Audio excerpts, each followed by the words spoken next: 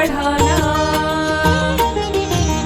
घर का खाना तुम खाना, गरम पानी पीना पिलाना, डोंट फॉरगेट च्यवनप्राश खाना।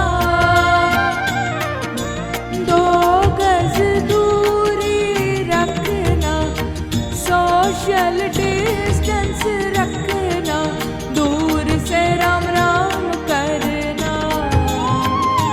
वैक्सीनेशन नाली हो तो ले लेना,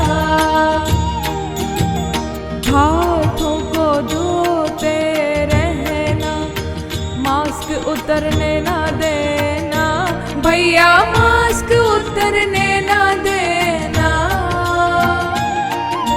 घर रह के चैन तोड़ना, घर रह के चैन तोड़ना, अफवाहों को डिलीट करना